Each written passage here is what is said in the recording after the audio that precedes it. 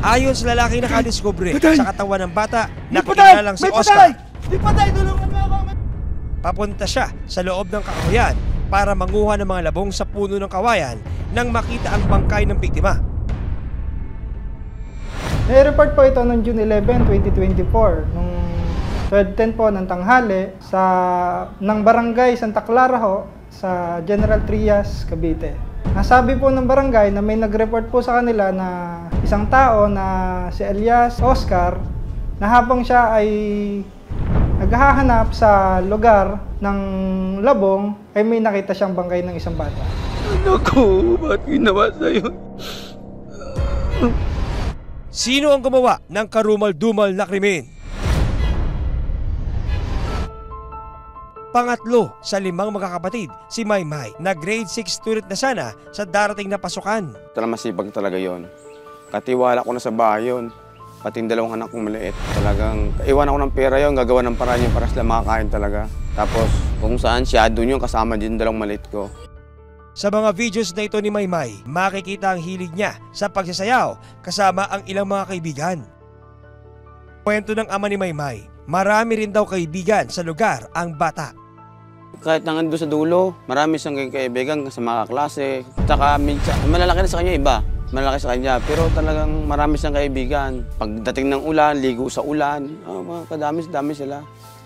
Pagdating ng gusto nila mag-aral-aral dyan ng sayaw, sama-sama sila.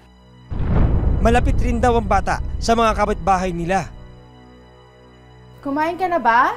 Pagsisiwalat ni Lando, sanay silang nakikitulog sa bahay ng mga kaibigan ang anak na si Maymay. Kaya naman panatag siyang hindi umuwi ng kanilang bahay si Maymay nung gabi ng June 9. Alam mo naman yung bata na yon. Masyadong gala. Maya-maya nandito na yon. Alas 10 na. Dali, hanapin ko muna yung anak mo. Anak ko ng panganay dyan sa bahay. Tulog na. Tapos siya wala pa. Kaya sabi ko, mag-ilibin na ako. Wala pa siya. Dahil dati kaya ganang oras pag uwi ko, tulog na yung bata. Pero nang hindi umuwi ang bata kinabukasan, natakot at kinabahan na sila. Kaya sinimulan na nila ang paghahanap sa anak. Mabuti pa ako na magdadala nito. Hindi. Kaya ko to. Para sa anak ko. Kabado ako, tsaka hindi ako natulog talaga. Nag-aabang ako. Nang dumating man siya, dati madilim pa, nauwi na yun pag natulog sa pitbahay. Naliligo yun magang maaga.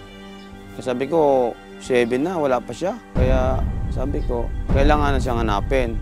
Nung umalis ako, bumiyay ako, alamin kung saan, baka kung saan na siya. Samantala, sa pag-usad ng imbestigasyon ng mga pulis, lumutang ang ilang saksi. At lasing na po siya nung gabing yun. Hapon pa lang, nagiinom na siya mag-isa. Ano ang isisiwalat nila tungkol sa pagkamatay ni Maymay?